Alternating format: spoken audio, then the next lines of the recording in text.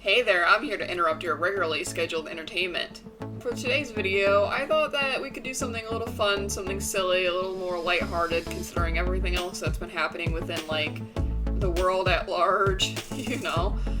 So yeah, we're gonna do something fun, silly, so relax, take a breather, maybe get a blankie, snuggle up, and let's just enjoy. So, sometime in late 2020, amidst, you know, the chaos of the world, I decided to make and upload romancer every day for the month of February, and I called it the Month of Romance. Yeah, it's not the most creative title, I know, I'm aware. Naturally, as February 2020 neared, I was not nearly ready to post brand new content 28 days in a row. I actually don't even know what the hell I was thinking on that front. I draw incredibly slow.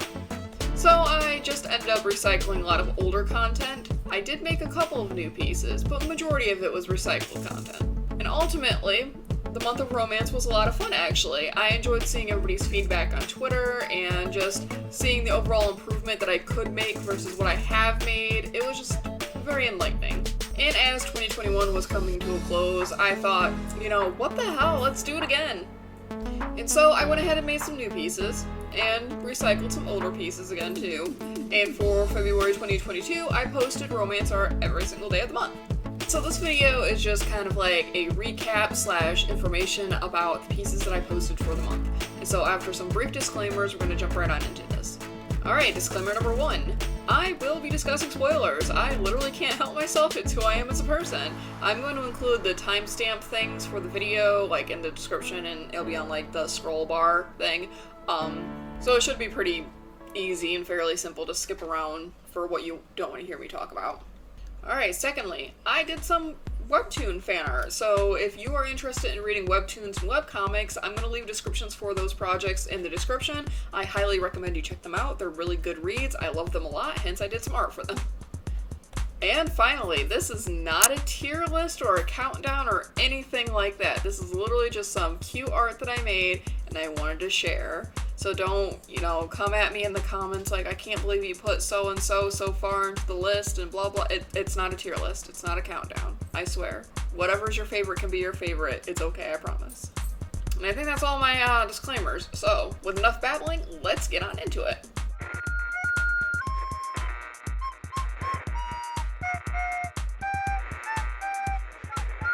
I kicked off this year's month of romance with 7 and 13 from the Chinese animated show Scissor Seven.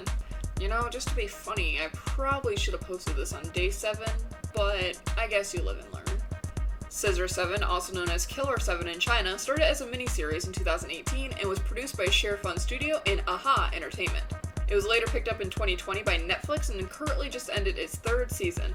The ending of the 3rd season also announced an upcoming movie. I'm honestly so excited, it's not even funny, I love this show. Scissor Seven is about an amnesiac called Seven and how he blunders being an assassin so badly, he kind of turns into a hero instead. In the midst of him trying to remember who he is, 2 nations across the ocean are about to go to war and he's not exactly sure how he's tied into any of it.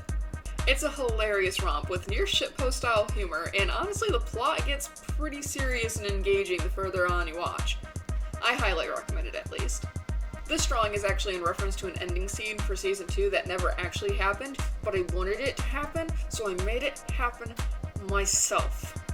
And that's the wonderful power of being an artist, I can do what I want. When will they get their long-awaited beach date? I guess we're gonna have to wait for the movie to find out. For the second day, I posted the simple and cute picture of Artemis and Luna from Sailor Moon. Sailor Moon's manga first came out in Japan in 1991 and was made by the artist Naoko Takeuchi.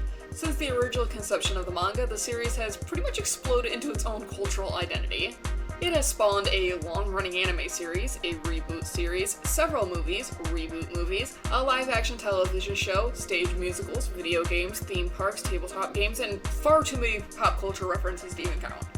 It's considered one of the best performing magical girl series of all time, and is often quoted as being the series that kind of revitalized the genre as a whole. Now for anybody that's never heard of Sailor Moon before, it's a series about a girl named Usagi, or Bunny in the English manga, or Serena in the original English dub, and her group of friends who transform into magical superheroes called the Sailor Scouts. The manga is a bit more focused on the quest to find the legendary Silver Crystal, but the anime is more of a monster of the week kind of situation with aliens.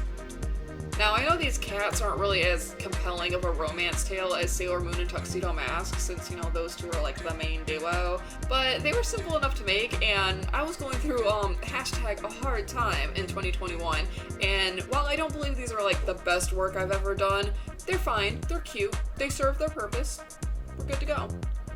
For the third day, I posted Akira and Ryu from Devilman Crybaby. Devilman Crybaby is a Netflix original anime, and deceptively, it is actually only on Netflix, or at least it was by the time I watched it. It's a reboot of the Devilman franchise, which started in 1972 and was made by the artist Go Nagai. Originally, Toei Animation had ordered the series for an anime they wanted to create, requesting it be a toned-down version of Nagai's previous work called Demon Lord Dante. But Nagai was basically like, fuck that, and made another dark and gloomy existential horror drama instead. Devilman Crybaby is about Akira Fudo gaining the powers of a demon with the help, quote, help, of his best friend Ryu Asuka. During the time of Akira turning into a creature that he dubs as a Devilman, his world slowly starts falling to pieces around him as more and more people are possessed by demons and his own mind begins to waver under his new demonic influence. This is strictly an 18+ show, as it depicts horrifically graphic gore and some pretty intense sex scenes. Now onto the picture and the spoilers. I like to explore all kinds of ships and romances, and I'm not shy about that. Failed and tragic romances are just another part of the fictional pot, and it's interesting to think about trying to make dynamics that failed in canon to suddenly work. Basically, after watching the show and seeing the ending where Ryo admits to being in love with Akira through Akira's corpse, basically, I got to thinking, like, man, all of this carnage and bloodshed and heartbreak and depression and all that fucked up shit, it could have been avoided if Akira just on Ryu really good one time right at the beginning of all this shit. Literally, it was Ryu pining and not realizing that he was pining that caused all these fucking problems. Instead, here they are, stuck in this endless recycle loop of Ryu being a fucking douchebag and Akira suffering for it. For the fourth day, I flipped the coin, and instead of a depressing-ass ship like the last one, I went with Princess Bubblegum and Marceline from Adventure Time. Adventure Time is a Western cartoon originally created by Pendleton Ward and aired on Cartoon Network. While the show was based upon a short that was released in 2007, the full-length series didn't begin until 2010, and the original show ended in 2018. Although the original series has ended, Adventure Time did spawn a couple of spin-off shows, such as Adventure Time Distant Lands, which aired in 2020, and Adventure Time Fiona and Cake, an upcoming show intended to be released via HBO Max. Adventure Time is about Finn, a human boy, living in a post-apocalyptic, magical world with his adopted brother Jake the dog. During the course of the show, Finn learns to navigate his relationships with those around him and where he came from as the last human in the land of Ooo. I personally feel like Adventure Time kind of catered more towards its younger demographic, at least in the beginning. I kind of fell off the bandwagon and didn't really finish the show. But it also came out during, like, right at the cusp of this transitional period for Cartoon Network where they slowly started introducing more and more mature content to their animated lineup. For the artwork I made, this was originally supposed to be for a Zine piece, but sadly the coordinator of the project ended up having some health issues and needed to step away from the project to focus on that instead. So the project was ultimately canceled.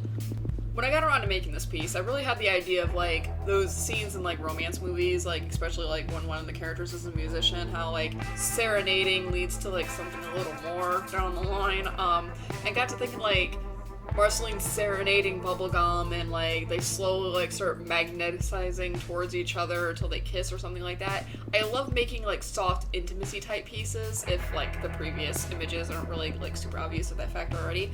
The gentle holding, the longing gazes, nearly kissing, but not quite yet. I just love making these images with, like, a sense of delicacy to them. Fragile moments captured vividly, like moments frozen in time. Or at least I like to think so. Oh, and Peppermint Butler is always a plus, too. On the fifth day, I posted flicking CJ from Animal Crossing New Horizons. The Animal Crossing franchise started in 2001 and was co-created by Katsuya Iguchi and Hisashi Nogami. The games were developed and released by Nintendo. Since the original 2001 release, there has since been 5 major title games, spin-offs, mobile games, an animated film, manga, and cameos in other franchises like Smash Bros. And Mario Kart. The games themselves don't have much of a plot. The open-ended nature of the game lets players casually enjoy it whenever they decide to pick it up or put it down, basically. In Animal Crossing, you play as a lone human living amongst anthropomorphic animals and basically just vibe. You can catch bugs, fish, plant flowers, and design your town and home, pretty much the only real point of the game is to do the collectible things like the bugs and the fish. However, the most notable part from like the franchise as a whole is the fact that the games function through the internal clock of your game system so that it plays in real time. So for example, if the stores in game close at 8 p.m., they're going to close when it's 8 p.m. in real life, or at least whenever you have 8 p.m. set to on your system time. For my image, I've actually drawn Flick and CJ a couple of times at this point. I just think they're really cute together. I was kind of on the fence on which one to post, but I decided on this one since I just really love how intertwined they look. This is just really, really cute design. I'm really happy with how it turned out, honestly. I know there's a lot of back and forth on whether or not they're romantic partners or just business partners, and to that, all I have to say is it works both ways, and there's really nothing inherently wrong with seeing them being romantic partners or business partners either way. I obviously, as you can tell from this picture and the fact that it's in the Month of Romance lineup, I obviously lean more towards the romantic partner sense because how they talk about each other, they're living together. And they were roommates. Oh my god, they were roommates. And really, how often can you say that you ship a chameleon and a beaver together? Why miss the opportunity now? On day 6, I posted this really simple picture of Hordak and Entrapta from Shera.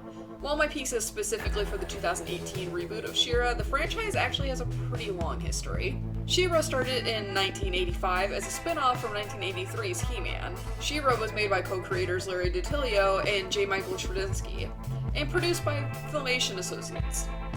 The reboot version of the series was made by N.D. Stevenson and was produced by DreamWorks for Netflix. The 2018 version of Shera is about a teen named Adora, a soldier fighting in the evil Horde army, and how she discovers a magical sword that grants her the power to become a magical warrior called Shera. Upon being captured by the rebellion and seeing the destruction that the evil Horde army is bringing to the world, Adora switches sides to join the rebellion to save the world from said destruction. The image I made was just something really quick I threw together, honestly. It was a small test for a new way that I wanted to start shading hair, and I do think that Entrapta's hair turned out very nice. I've kind of recreated the effect again on a couple other illustrations that I might flash on the screen, or at least samples of them. I really like this way of kind of building up the darkness and then adding on the light over top of it. I just think it turned out really pretty.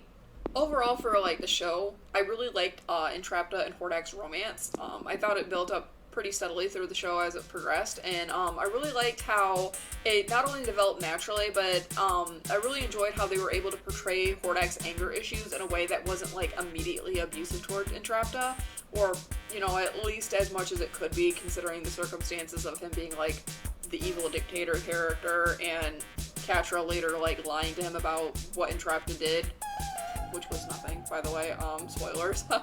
I actually really want to do more art for this series just because I liked it a lot. Maybe I'll do something with Adora and Catra eventually. We'll see. For day 7, I posted Marco, Tom, and Star from Star vs. the Forces of Evil. Star vs. the Forces of Evil is a Western cartoon created for Disney by Darren Mixfee.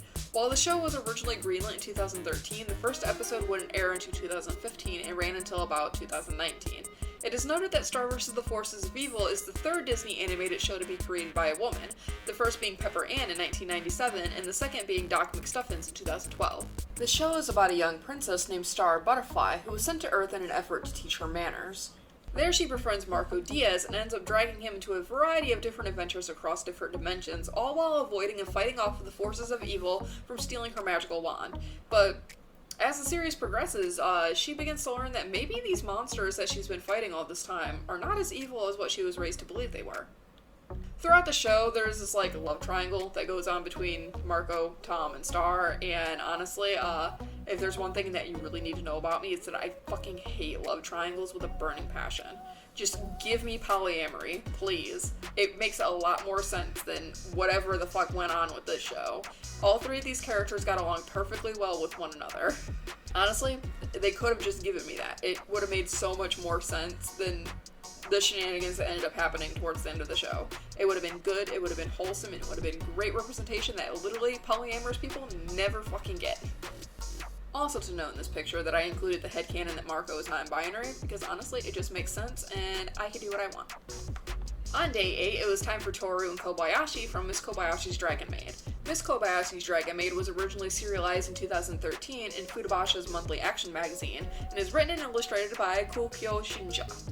The manga was picked up and adapted as an anime by Kyoto Animation and began airing in 2017. The anime currently has 2 seasons and is scheduled to have a video game release sometime in 2022. And I'm not going to look this up because I've already scripted this like forever ago, but since the script is super late, maybe the game's already out, so I'm going to go ahead and leave in the comments if it is or not. The series is about a computer programmer named Kobayashi and how her life has changed wildly when one day a dragon named Toru moves in with her. Together, they strike up a deal for Toru to live with Kobayashi as long as she functions as a live-in maid. Which, you know, sure, that sounds reasonable. Well, until more and more dragons start popping up in Kobayashi's life and causing mayhem.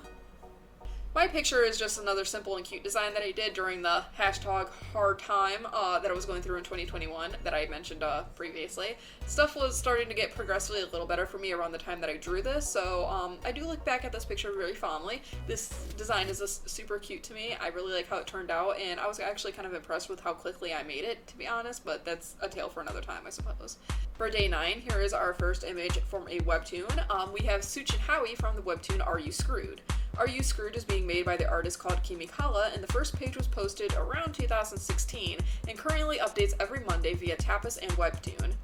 This webtoon, which I'm going to gush for a minute here because it's like my favorite webtoon right now, is a delightfully real slow burn between these 2 college students named Howie and Such. There isn't much else to say about the plot, it's really just that simple, but the way that Kimikala portrays the growth and dynamics between the 2 star leads is just brilliantly detailed and absolutely addictive. I mean, I don't really want to sound weird or anything, but I'm definitely part of the countdown club when it comes to each page coming out every week. I just love it so much.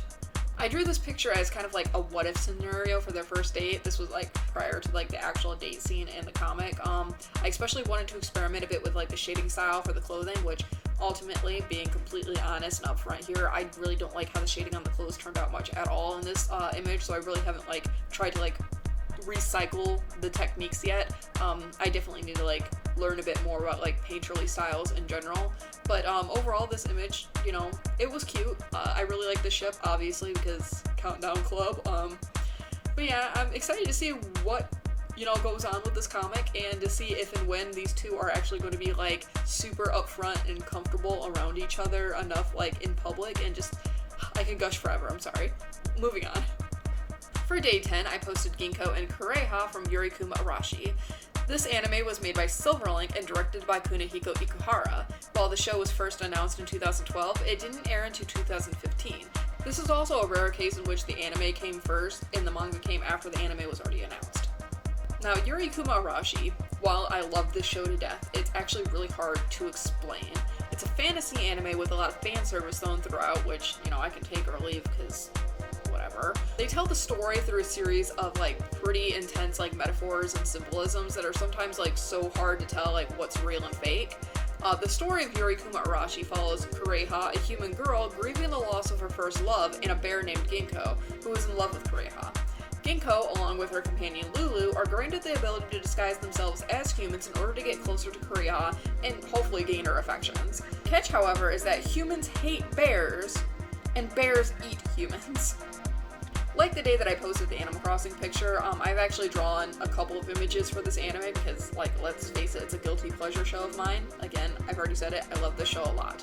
If you couldn't tell, like, from the little gripe I had a little earlier, I could do without all the needless fan service, like, that was thrown in personally, but the whole story slowly and progressively falling into place was just so satisfying to watch. It was kind of a mind-blow moment, like, you're watching the entire show, and you're like, what the fuck is going on? I don't understand. Is this real? Is this a metaphor? What symbolism does this mean? And then, like, the ending, when, like, everything, like, clicks into place, and you're like, oh my god, this is a masterpiece.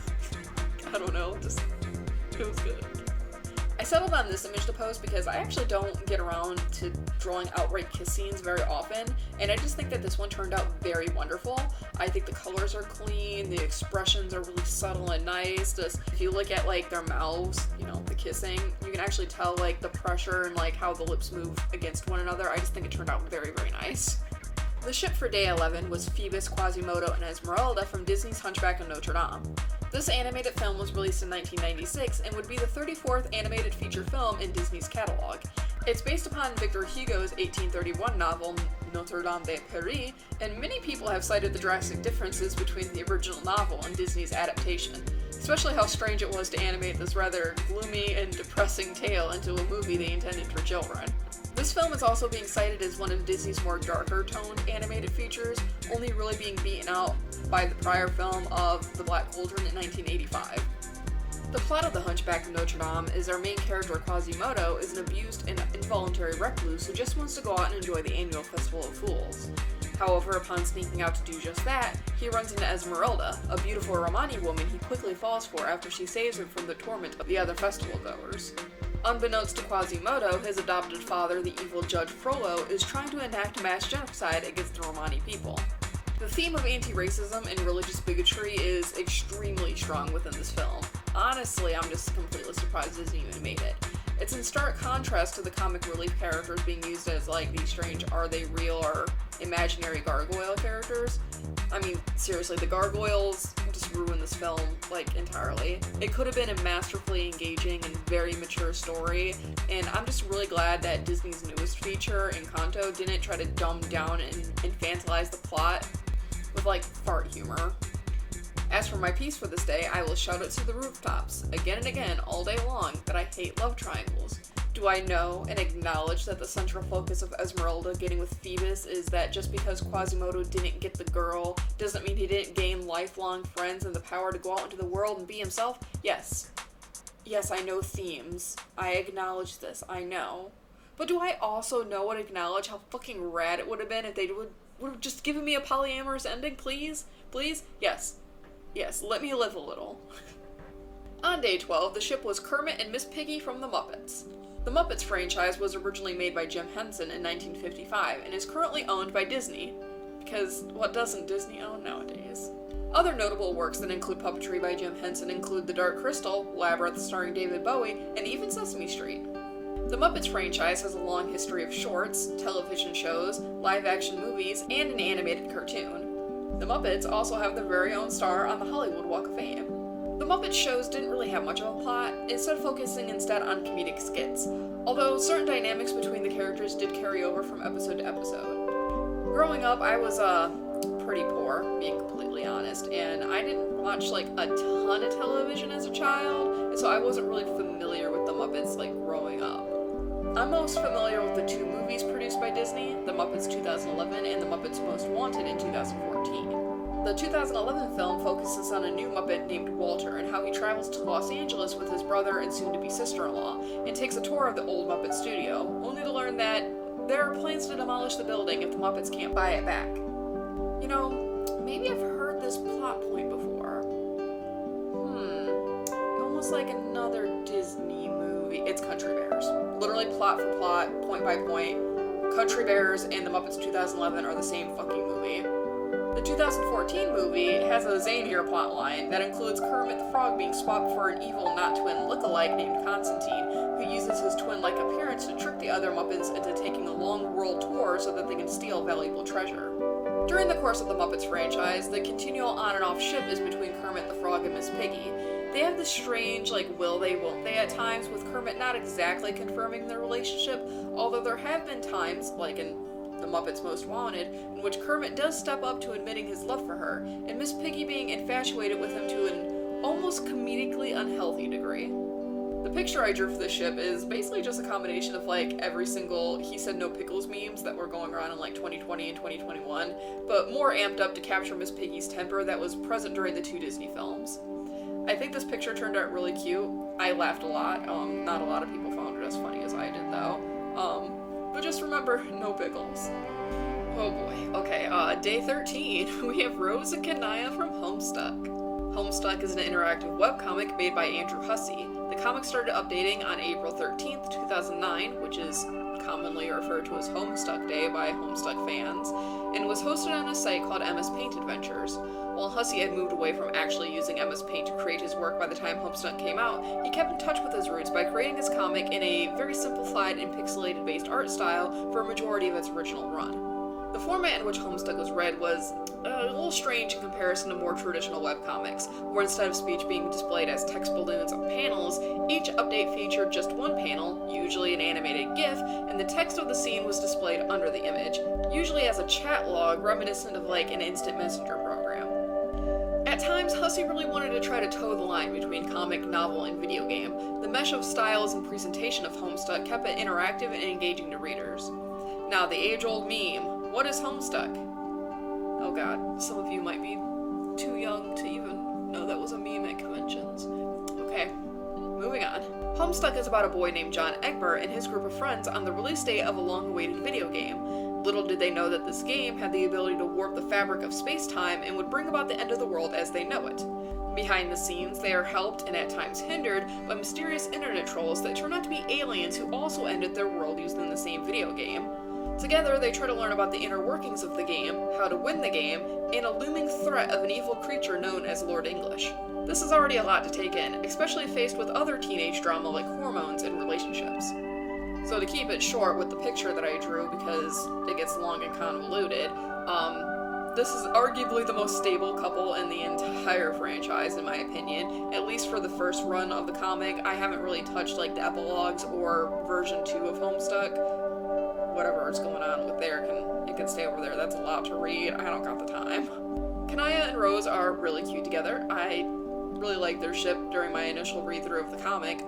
They got married in this like Snapchat story thing that came out. It was very wholesome and cute, and their outfits are kind of like reminiscent, inspired by that Snapchat thing. And while I know in the pictures like Kanaya's dress wasn't as floofy and flowy as it is in this picture, once again, I'm the artist and I do what I want, and I wanted the dress to be floofy and adorable, and I really like how it turned out.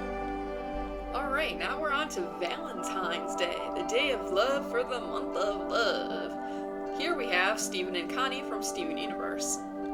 Steven Universe was created by Rebecca Sugar and is noted to be Cartoon Network's first series created by a woman, and later changed to be the network's first series created by a non-binary individual.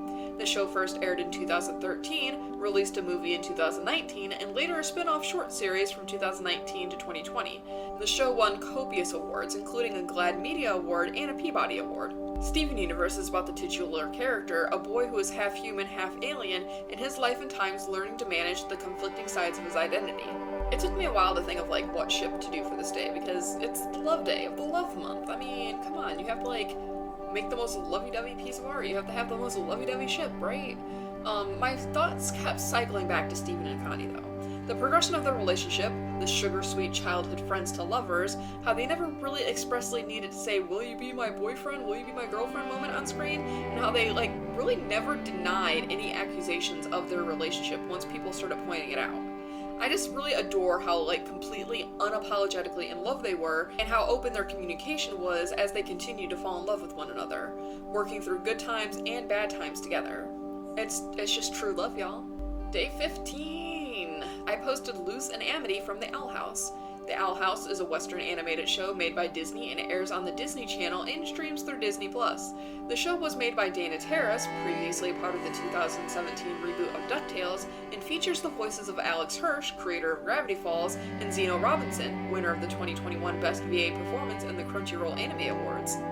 Despite the show not actually premiering until 2020, it was renewed for a second season in 2019 before the show was even scheduled to premiere.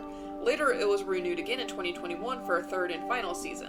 This show also won a Peabody Award, this one for Children and Youth's Programming in 2021, and is the first animated show on Disney to feature a same-sex couple in lead roles. The Owl House is about a human girl named Luce, whose overactive imagination lands her in hot water with her mom in school. Right before she is sent off to a camp to help with her behavioral problems, Luce stumbles into a gateway to a magical land where she can learn to be a real witch. This picture is specific to an episode in which the witch school is having a school dance called Grom. Unlike boring human dances, this event carries the tradition that one student every year is selected to battle with a creature before the festivities actually start. When I saw their outfits, I literally just had to draw them myself. I especially like Luce's outfit. It was so cute. Mixing masculine and feminine traits together is like a perfect mesh. Overall, it was really cute seeing, especially when you realize that Amity has a crush on Luce at this point. When I first watched it, I didn't really think that they were going to go that way, because, I mean, come on, Disney has, like, a long-running history of being completely homophobic, but then, like, when it actually happened, and then, like, I rewatched, like, the episodes, I was like, ooh, they're going there. Okay, yeah, oh, good, yeah, For day 16, we come back over to Webtoon for Siren and Kappa from Castle Swimmer. Castle Swimmer is a webtoon made by Wendy Lee and Martin and launched in the webtoon original sections in January of 2019. Castle Swimmer is about a merman named Kappa who is tied to a world of prophecies by a magical light that emits from his heart. He has a problem saying no to his destiny, but upon meeting a shark prince, he might discover he has a bit more fight in him than he originally thought. I really wanted to capture, the heart of the plot for this webtoon in this image, especially with both of them trying to cover the tether that ultimately binds them together. I also really liked playing around with lighting on this image. I wanted to make sure that the glow effect was subdued but still came across in the final image. In addition to the lighting of the image, it was also really nice to do some experiments using different scaled brushes. Ultimately, I didn't really find one that I liked at the time. I've since found a better scale brush. I feel like this was a very good first attempt though, and definitely opened up the gateway for me to experiment more with different scaled brushes.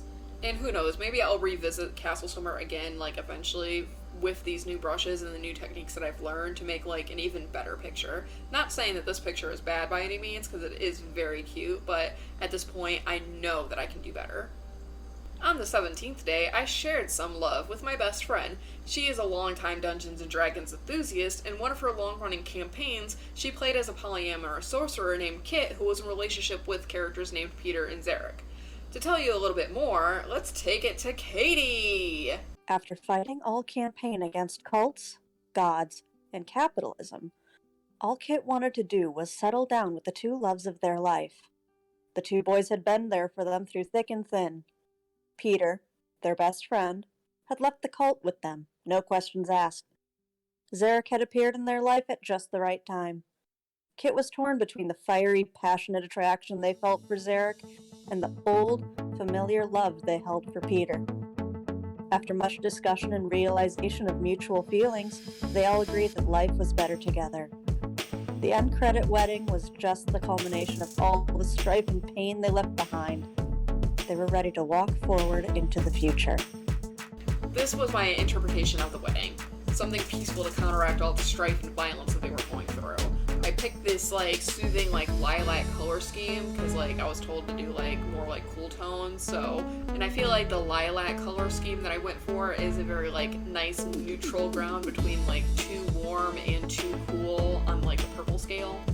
Alright, day 18, we have Ryu and Mabu from Sarazanmai.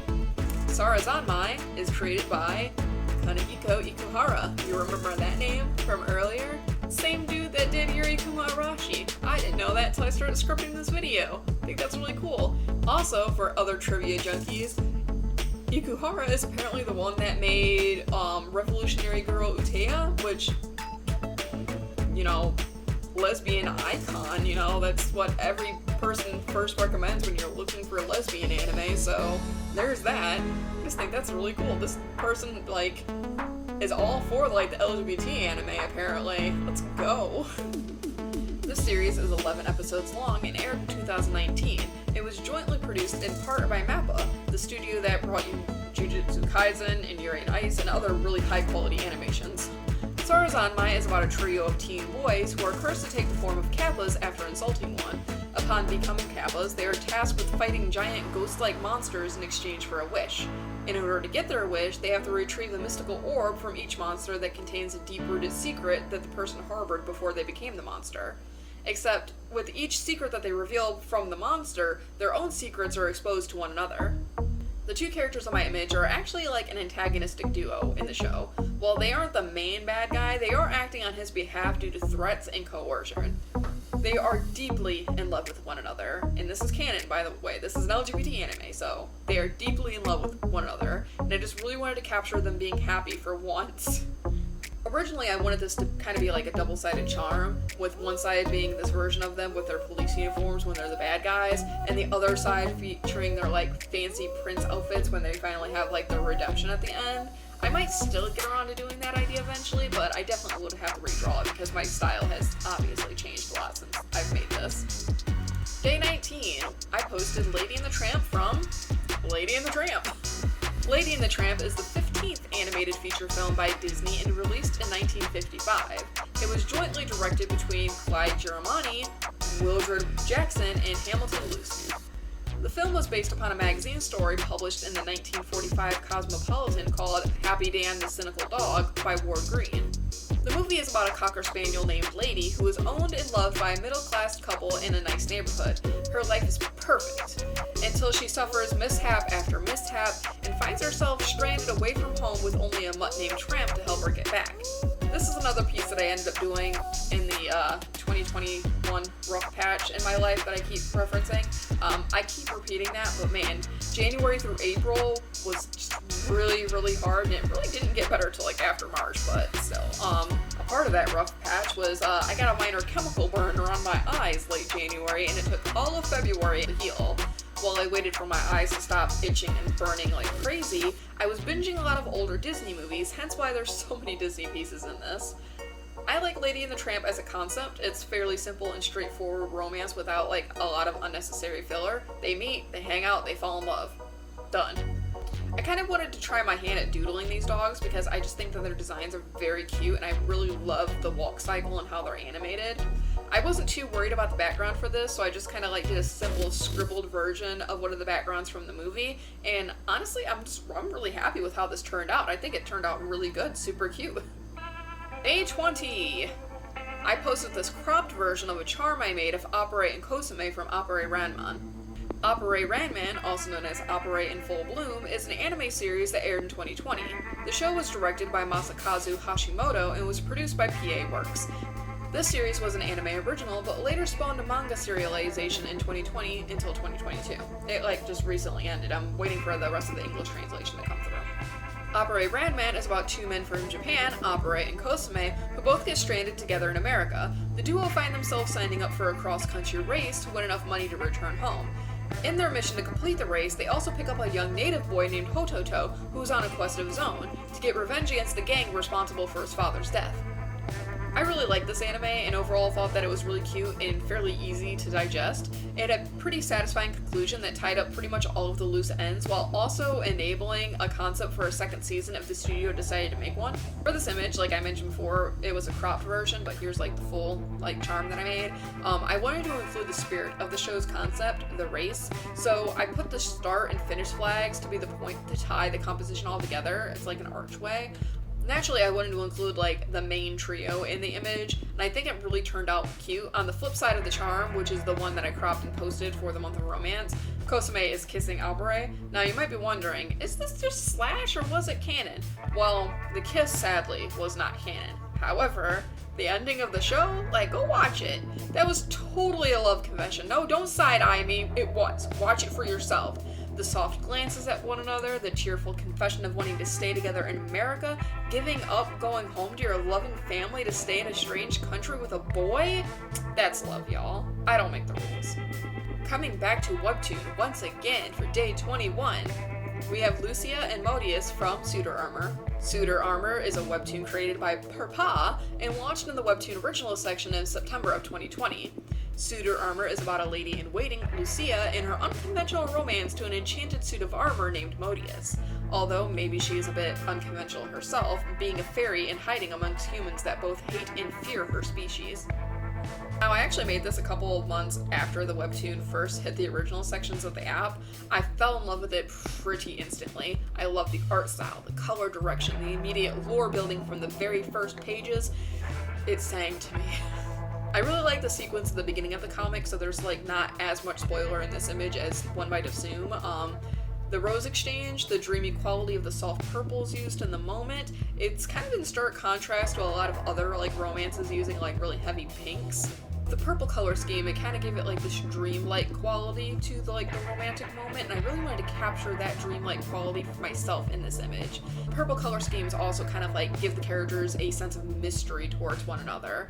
At the moment the scene I'm referencing took place, neither of them really understood what the other was, but just that there was a magnetic pull between them. I especially liked working on Modius in this piece because it was endlessly challenging and in turn rewarding when I feel like I finally managed to successfully capture emotion through an otherwise kind of emotionless character, because he's a suit of armor. He doesn't have eyebrows to move up and down. He doesn't have a mouth to move into facial expressions. Modius doesn't have a smile or hooded eyes to show his fondness and awe towards Lucia, but with the position of his hand in her hair delicately combing through it and the tilt of his helmet more focused on her face than her body, I feel like I really captured the softness of the moment pretty well. if I do say so myself. Day 22, I posted Mirio and Tamaki from My Hero Academia. My Hero Academia is a critically acclaimed series made by Kohei Horikoshi, first serialized in 2014, and the manga is still ongoing. Although there has been numerous discussions with this being the final act of the manga, so it's ending pretty soon. The anime is being produced by Studio Bones and started in 2016 and is currently awaiting the premiere of its 6th season. In addition to the standard anime, the franchise also includes 3 feature-length films, light novels, drama CDs, video games, musicals, and several spin-off mangas including Smash and Vigilantes. The series has also won several awards, including the 2019 Harvey Award for Best Manga. My Hero Academia is a shonen series about a boy named Izuku Midoriya and his desire to become a superhero. In a world where most of the population already has superpowers, he is born without one. Instead of letting this sway him, he manages to meet his favorite superhero and spark inspiration within that hero to pass a superpower down onto him. Originally, I was actually just going to repost my Bakudeku piece that I made for Month of Romance last year, but honestly, I've kind of been parading that gem around for the whole year because of how proud I am of it. But then decided that I probably shouldn't shove it in everybody's faces so much, give the crowd a breather for the moment. This Miritama piece is also very good in my humble opinion. While I made the image, I wanted to utilize the idea behind Tamaki's quirk. The wings were the biggest focal point for me. I wanted to make him look kind of angelic. I didn't end up getting too detailed with the tentacle catching Mirio. I feel like I probably could have gotten a little more detail with it, but you live, you learn kind of situation. I feel like this is another case of if you know kind of implied situations. This is another Slash thing. It's not really canon, but it could be. Tamaki just looks at Mirio like he hung the stars in the fucking sky. He's just so in awe of his best friend at every waking moment, honestly. And I adore it. Day 23, we have Red Action and Eat It from OKKO Let's Be Heroes. OKKO is an animated series created by Ian Jones Quarterly and aired on Cartoon Network. The show is based upon a short Ian had made in 2013 called Lakewood Plaza Turbo. 4 years later, Cartoon Network greenlit a full series based upon the short, and the show aired from 2017 till 2019. OKKO is about a boy called KO and how he wants to be a high-level hero. To achieve this goal, he starts working at a bodega owned by a high-level local hero named Mr. Gar. Together with the other employees, Red and Enid, KO fights against the evil Mr. Boxman and learns valuable lessons about life, growing up, and dealing with his own inner demons. As for my image, this is literally just my spin on the Be Gay Do Crimes memes that float around my social medias from time to time. This was another image I ended up making when I needed something simple to doodle while I was going through traumatic life event after traumatic life event in the beginning of 2021. In the picture, I wanted to make sure that I included both the bisexual flag as well as the lesbian flag, so not to really erase the identities of the characters. Overall, I'm just really grateful that these characters have really simple designs, so they still turned out very cute. And cool thing about this picture is that Ian actually retweeted it on Twitter. Senpai noticed me moment. It made me really happy. Day 24, the picture was Timon and Pumbaa from The Lion King. The Lion King is a Western animated film made by Disney and was released in 1994. It's the 5th film in the Disney Renaissance and the 32nd overall animated film for the studio. The year it was released, the film was the 2nd highest grossing film of all time. The Lion King is a loose retelling of Shakespeare's Hamlet. I mean that loose. It's loose. The story follows the prince of the lion pride named Simba, a carefree child who is manipulated into inadvertently participating in his father's murder. Believing it was all his fault, Simba runs away and allows his evil uncle Scar to inherit the pride in his steed. For my image, I feel like this is another pretty self-explanatory image. In the film, Timon the meerkat and Pumbaa the warthog co-parent Simba after they find the runaway alone in the desert. While it's never explicitly stated in the original film that they're a couple, it's obviously heavily implied through their coding. I mean, it's even more heavily implied if you're watching Lion King 1.5 when, they're dealing with kid Simba stuff. It's very obvious. At the time of scripting this video, there was a mass LGBT walkout happening at Disney due to them trying to support that bullshit Florida bill. If they learn anything, I hope Disney stops being really shy about including LGBT elements to their movies and television shows. I think this image that I made, it turned out super cute. Pumbaa proved to be oddly complicated to draw, I'm not gonna lie. But then again, if you look at pictures of actual real-life warthogs, they're a little complicated to look at. Their face structures are just a little mystifying when you think too hard about it, especially because their tusks have the ability to grow so long and curve in just the right manner to loop around and stab them. On day 25, we fall back to Webtoon once again for Mercy and Jonah from the webtoon Of Swamp and Sea. Of Swamp and Sea is made by the duo Jay Bolton and Laurel Bolton, and the first page of the webtoon original versions was posted on August 10th of 2021. Of Swamp and Sea is about a girl named Mercy who was possessed by the spirit of a wolf creature after having hired a monster hunter named Jonah to exterminate it. Now they travel together to find a cure for Mercy's possession, all while avoiding a mysterious being stalking Jonah. My image feels a touch on the plain side as far as romance art goes. The original versions of this comic isn't that far along yet, and the romance just started to peek its head through the cracks of fantasy and adventure. It's there, it's there, it's in the wings, it's waiting to pounce. I wasn't really sure what route these characters would go in a romantic sense just yet. Would they be cuddly? Would they be PTA? Would they be more longing gazes from afar? I guess time is only going to tell for sure. Looking forward to more updates.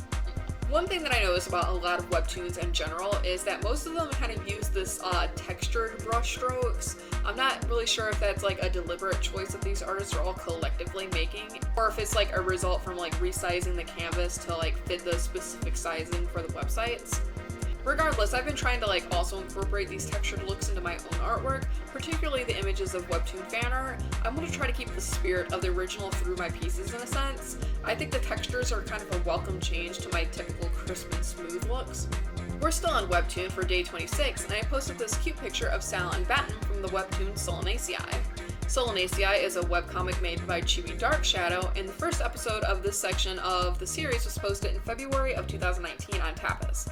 The series as a whole has actually been going on for a lot longer than that, however, with the first upload on itch.io being in 2017. Solanaceae is about a satyr man named Sal who one night stumbles into a cabin of the witch Batten. Thinking Batten is going to be an easy victim to con out of some money, Sal stays with the witch for free room and food before trying to rob him. However, Sal's plans go kind of astray when he realizes that he has a lot more chemistry with Batten and proceeds to fall in love with him. This is by far the most spicy webtoon I've done fan art for. It's censored pretty heavily due to the policies in all of these comic apps, but what's still there is still pretty steamy. The actual naughtiness is really just starting in this comic, but the relationships between these characters is paced very nicely. I kind of wanted to hint at their sexual relationship in this image. In the comic, while Batten is the small and cute one of the duo, he's actually the dom to Sal's sub. But they're also just super cute together even without the sexual elements to the relationship, honestly. I especially wanted to include the glowing bits of Batten's magic flowing off of them.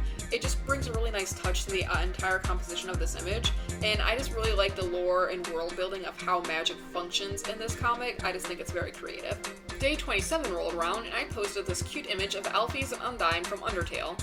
Undertale is an indie game made by Toby Fox and was first released in 2015 for PC. The game received critical acclaim and was soon released for PlayStation consoles in 2017, Nintendo Switch in 2018, and Xbox in 2021. The game was nominated for multiple awards and accolades, and critics viewed it as Game of the Year worthy. Since the release of Undertale, a spin-off game of similar nature has been released by Toby Fox called Deltarune, where many beloved characters from Undertale make reappearances. Undertale is about a human child who falls into a place called the Underground, a pocket society of monsters trapped and living in a mountain. There they meet a colorful and fun cast of characters. The player has to decide whether to save the monsters from their imprisonment or to slaughter them all.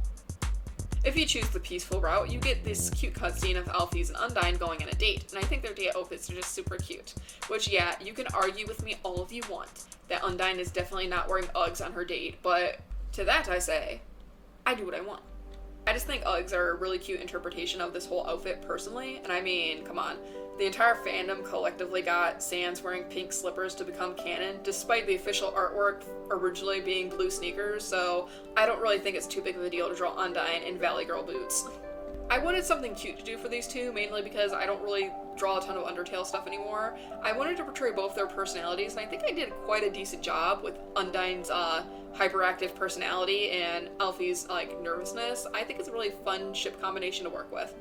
And we are last day, wrapping up the entire month. We have two different images, gasp, of Wenvel and Celeste from No Starlight Here. No Starlight Here is actually my own webtoon I'm currently in the process of making. I wanted to try to have the pages available publicly in December of 2022, but you can currently read the comic early on my Patreon. No Starlight Here is about a fawn boy named Wenvil who is destined to be sacrificed to the god of the sun, and his best friend Prince Celeste, a kitten who is determined to save Wenvil from his fate. I originally started the concept work for this comic around like 2015, 2016, with these doodles of a sad deer boy with the lines like, "You don't know your fate," and other similar sentiments.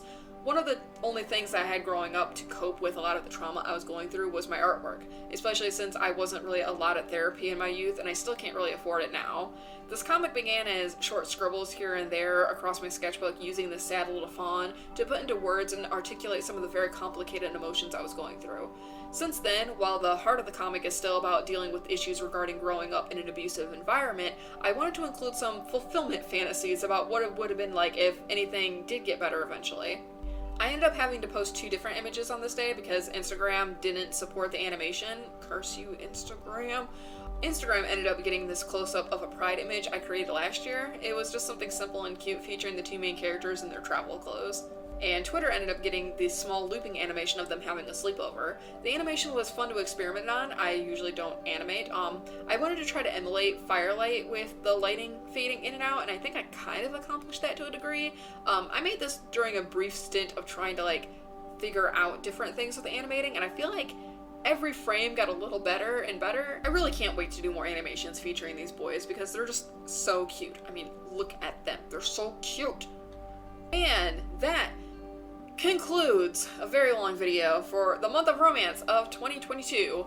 I hope everybody enjoyed this recap. Comment below what your favorite piece was and maybe why. I love seeing everybody's feedback. The project as a whole is a lot of fun, maybe not cramming to get new works done since I did end up making 4 new illustrations for this month alone on top of everything comic related and Patreon related. It was a whirlwind for sure. I just really like the idea of filling a month with love. This video is brought to you by Patreon, so thank you so much for subscribing. If you like this video, consider subscribing to my channel, leaving a like, and ringing the bell because my upload schedule is the most erratic thing that you'll ever see in your life. This was another long one. Took a long time to record. Anyway, this is Minji signing off. Until next time.